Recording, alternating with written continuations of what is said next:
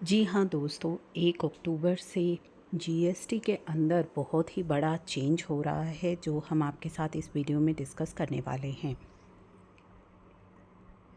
Invoice management system क्या है ये invoice management system? To enable the taxpayer address invoice correction and amendment. Invoice के अंदर कोई भी करेक्शन या अमेंडमेंट अगर आपको करनी है विद देयर सप्लायर तो आप कर पाएंगे थ्रू पोर्टल। एक नया कम्युनिकेशन प्रोसेस पोर्टल पर आ रहा है जिसके द्वारा आप ये करेक्शंस एंड अमेंडमेंट्स कर पाएंगे। This will facilitate taxpayer in matching their records and invoices जो कि सप्लायर ने इशू किए हैं ताकि करेक्ट आईटीसी आप ले सकें।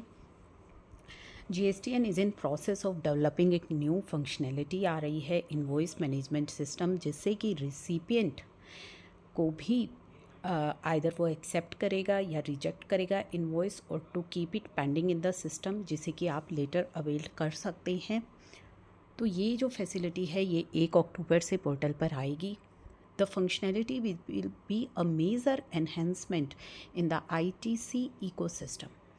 Only accepted invoice by recipient will become part of 2B as their eligible ITC. तो जो इन्वॉइसेस रिसिपिएंट एक्सेप्ट करेगा केवल वही आपकी 2B का पार्ट बनेंगे। Therefore, IMS will provide taxpayer opportunity to review the genuineness and authenticity of the received invoices. Once the supplier save any invoice in GSTR 1 IFF या 1A में, the same invoice would be reflected in the dashboard of IMS dashboard of recipient पर वो reflect करेंगे। जो invoice आप चढ़ाएंगे अपनी GSTR 1 1A में IFF में तो वो रिसिपिएंट के IMS डैशबोर्ड में रिफ्लेक्ट करेंगे। तो जी हाँ, ये आपका IMS डैशबोर्ड रहेगा जिसमें कि ये इस तरीके से ये इनवॉइस रिफ्लेक्ट करेंगे। GSTN of supplier, invoice number, invoice type. तो यहाँ पे ऑप्शन दिया जाएगा रिसिपिएंट को, वो उन्हें एक्सेप्ट कर सकता है, रिजेक्ट कर सकता है या पेंडिंग रख सकता है। तो रिसिपिएंट जो भी एक्शन लेगा, ठीक है, आपकी GSTR 1 1A या IFF के जो भी इनवॉइसेस हैं वो उसके डैशबोर्ड पे दिखेंगे। Then these action can be taken from the time of saving the record by the supplier till the recipient taxpayer file his corresponding 3B। तो कब तक उसे एक्शन लेना है? सप्लायर को अपनी 3B फाइलिंग तक, ठीक है। If recipient does not take any action, मान लीजिए रिसिपिएंट ने कोई एक्शन नहीं लिया, then it will be deemed accepted. तो मान लिया जाएगा कि रिसिपिएंट ने उनको एक्सेप्ट कर लिया है और वो आपकी 2B में रिफ्लेक्ट हो जाएंगे।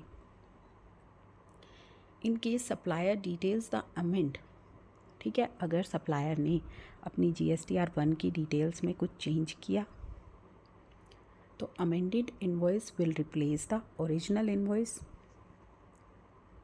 इन IMS irrespective of action taken by the recipient on the original invoice. In case supplier ने अपना GSTR 1 अमेंड किया थ्रू 1A, कोई भी इनवॉइस अपना अमेंड किया 1A के द्वारा, then same will flow in IMS में आ जाएगा एंड ITC जो है उसका 2B के अंदर आ जाएगा, ठीक है। The invoices would be kept pending can be avail by taxpayer at future point of time, ठीक है। तो जो ITC रिसिपिएंट पेंडिंग रख रहा है वो फ्यूचर में आप उसका ITC ले सकते हैं, लेकिन वहाँ आपको 16/4 की लिमिट को भी देखना होगा। ऑल द इनवॉइसेस रिपोर्टेड और saved by supplier in their GSTR 1 और IFF और 1A वो IMS डैशबोर्ड पर अवेलेबल रहेंगे रिसिपिएंट के फॉर टेकिंग एक्शन। सप्लायर भी उस चीज़ को देख सकता है कि रिसिपिएंट ने उन पर क्या एक्शन लिया है। At the time of generation of 2B only invoices and record file by supplier जो होंगे will be considered for ITC and based on the cut off date and actions by the recipient, जो draft 2B है वो 14th को available होगी। तो आपकी पूरी 2B भी अब डिपेंड है सप्लायर के एक्शंस पर। Recipient will be free to take action of accept, reject or pending after generation of 2B till the filing of 3B। तो रिसिपिएंट जो है अपनी 3B फाइलिंग तक उन पर एक्शंस ले सकता है जो उसके IMS डैशबोर्ड पर दिख रहे हैं। If recipient expire have taken action on any invoice after 14, उसने अगर लिया है क्योंकि 14 को आपकी 2B जनरेट हो जाएगी, then he would be required to recompute their 2B.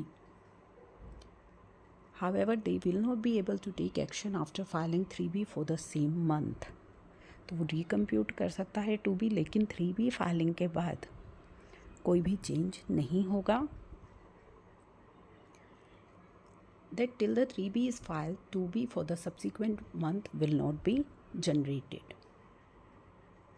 Now अगर कोई एक्शन नहीं लेता है तो माना जाएगा कि सारे के सारे इनवॉइसेस एक्सेप्ट हो चुके हैं।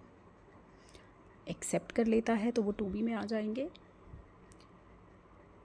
रिजेक्टेड पार्ट 2B का पार्ट नहीं बनेंगे। पेंडिंग अगर रिकॉर्ड्स होंगे तो will not be considered for 2B generation for the month, लेकिन वो आगे सब्सिक्वेंट मंथ में पास हो जाएंगे आपके इनवॉइसेस, और जब भी एक्सेप्ट होंगे तो वो पार्ट बन जाएंगे।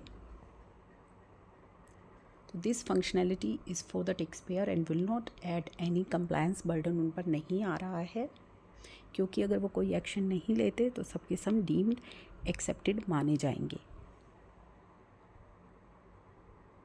टैक्स पेयर को क्या करना है, सिर्फ उन्हीं केसेस में रिएक्ट करना है जहां उसको रिजेक्ट करना है या फिर जहां पे उसको अभी पेंडिंग रखना है, उसको कोई चेकिंग करनी है, तो केवल उन केसेस में ही टैक्स पेयर को एक्शन लेना है। अदरवाइज़ अगर एक्शन नहीं ले रहा है तो उसका मतलब है कि सारे के सारे इनवॉइसेस एक्सेप्ट हो चुके हैं। ऑल द आउटवर्ड सप्लाई जो आप अपनी GSTR 1 IFF और 1A में पॉपुलेट करेंगे वो ऑटो पॉपुलेट होएगी आपकी IMS ऑफ द रिसिपिएंट में फॉर टेकिंग एक्शंस। तो जैसा कि हमने बताया, record remain in IMS port जो डैशबोर्ड है till the time it's accepted और रिजेक्टेड। पेंडिंग एक्शन किन केसेस में अलाउड नहीं है, ओरिजिनल क्रेडिट नोट के केस में अमेंडमेंट होती है क्रेडिट नोट में, downward amendment of credit note को डाउनवर्ड अमेंडमेंट आप कम कर रहे हैं,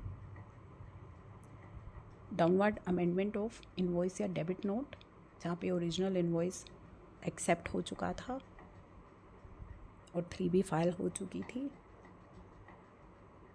तो इस तरीके से जो है आपका डैशबोर्ड दिखाई देगा जब आप अमेंड करेंगे या रिजेक्ट करें, जो अमेंड रिजेक्ट करेंगे, एक्सेप्ट करेंगे या पेंडिंग रखेंगे। की पॉइंट्स कुछ जान लेते हैं। Deemed accepted at the time of 2B generation, record deemed accepted माना जाएगा अगर कोई एक्शन नहीं लिया जाता है। It is mandatory to recompute, 2B को रीकम्प्यूट करना होगा इन केस अगर एक्शन के अंदर कोई चेंज होता है बिफोर फाइलिंग, जो है already taken on the records, कोई चेंज होता है एक्शन के अंदर, ठीक है, after 14th of the month. Following supply will not go in IMS में कौन कौन सी सप्लाई नहीं जाएगी, इनवर्ड RCM सप्लाई, ठीक है, जहाँ पे सप्लायर रिपोर्ट करता है टेबल 4B के अंदर, जिसमें कि ITC एलिजिबल नहीं है due to section 16 subsection 4। Records will flow to IMS dashboard at the time of saving, जब आप सेव कर देंगे रिकॉर्ड को उसी टाइम वो रिसिपिएंट के IMS डैशबोर्ड में रिफ्लेक्ट होंगे invoice. All the accepted, deemed accepted, rejected records will move to IMS dashboard after filing of 3B। तो 3B फाइलिंग के बाद जाएंगे।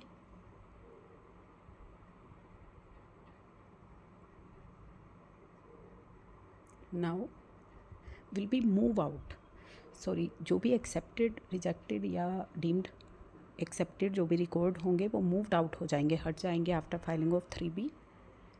पेंडिंग रिकॉर्ड IMS डैशबोर्ड पर रहेंगे ठीक है, फ्यूचर मंथ के लिए। It is mandatory to take action on original record and file the 3B before taking action on amended record. तो पहले क्या है, अमेंडेड रिकॉर्ड पर एक्शन लेने से पहले जो ओरिजिनल रिकॉर्ड है उन पे आपका एक्शन होना ज़रूरी है, तभी आप अमेंडेड रिकॉर्ड पे ले पाएंगे। अगर आपका ओरिजिनल और अमेंडेड रिकॉर्ड अलग अलग टू बी रिटर्न पीरियड का है, if both are of the same period, only amended record consider किया जाएगा टू बी में। Any change in record or invoice before filing GSTR 1 will reset record status to be अब sequential हो जाएगी। to be कब होगी? if 3B of previous month is filed. The liability of supplier will be increased in 3B for the subsequent period for the invoice or record which are rejected, जो reject हुए हैं उनके basis पर जो liability है वो increase हो जाएगी 3B में सब्सिक्वेंट टैक्स पीरियड की। अगर original credit note rejected by the recipient, upward amendment rejected हो जाती है, downward amendment credit note rejected हो जाती है। If the original was rejected, तो उन केसेस में तो ये जो है पूरा का पूरा GST सिस्टम को चेंज कर दिया जाएगा 1 अक्टूबर 2024 से।